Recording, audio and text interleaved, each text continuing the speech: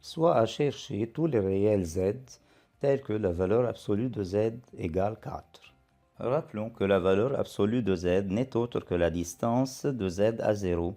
Alors, il faut chercher les réels z tels que leur distance à 0 égale 4. Travaillons géométriquement. Voici le 0 sur l'axe. Alors, en décrivant 4 pas à droite et 4 pas à gauche, on trouve deux réels situés à la distance 4 du nombre 0. Ce sont le 4 et le moins 4. Par suite, le z peut être égal à 4 ou bien à moins 4. Voici les deux solutions possibles. Généralisons ce résultat. On peut dire plus généralement que lorsqu'une équation est du type valeur absolue de z égale a, quel que soit le réel positif a, elle aura pour solution z égale a ou bien z égale moins a.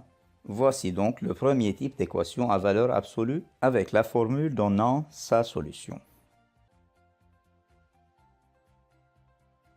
Soit maintenant à trouver tous les réels z tels que la valeur absolue de z est inférieure à 4. Tenant compte toujours que la valeur absolue de z n'est autre que la distance de z à 0, il s'agit alors de chercher les réels z tels que la distance de z à 0 soit inférieure à 4. Donc prenons d'abord un nombre variable z situé en 0. Dans ce cas, sa distance à 0 égale 0, c'est donc inférieur à 4. Or, en déplaçant z vers la droite, on remarque que cette distance entre z et 0 est toujours inférieure à 4 jusqu'à ce moment. Donc, z ne peut pas atteindre la valeur 4 et même ne peut pas la dépasser. D'autre part, en déplaçant le z vers la gauche, on voit alors que la distance entre z et 0 reste inférieure à 4 jusqu'à ce moment. Donc, z ne peut pas atteindre la valeur moins 4 et, bien sûr, ne peut pas la dépasser. Voici alors l'intervalle dans lequel le réel z peut être situé. Voici donc la deuxième règle. L'inéquation valeur absolue de z inférieure à a est vraie lorsque z est situé entre moins a et a. Et c'est toujours dans le cas où a est positif. Maintenant, pour trouver les réels z tels que la valeur absolue de z est supérieure à 4, on peut remarquer que cette condition contredit la condition précédente. Par suite, z ne peut pas être dans l'intervalle précédent. Donc, il faut que z soit à l'extérieur de cet intervalle, c'est-à-dire z doit être supérieur à a ou bien inférieur à moins a. Alors voici le troisième type.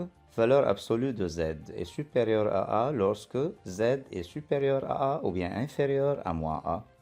Alors que dans le cas où a est négatif, l'équation valeur absolue de z égale a, c'est sûrement impossible, parce qu'un positif, qui est la valeur absolue, ne peut jamais être égal à un négatif. De même, l'inéquation valeur absolue de z inférieure à a encore ne peut jamais être vraie, parce qu'un nombre positif, qui est la valeur absolue de z, ne peut jamais être inférieur à un nombre négatif qui est le a. Alors que finalement, l'inéquation valeur absolue de z supérieure à a, c'est une chose toujours vraie, parce qu'un positif est toujours supérieur à un négatif strict. Donc, dans le cas où a est négatif, on voit que ces trois inéquations sont ou bien absolument fausses, ou bien absolument correctes. Pour a égale 0, la valeur absolue de z égale 0 si et seulement si z égale 0. L'inéquation valeur absolue de z inférieure à 0, c'est impossible pour les raisons déjà citées.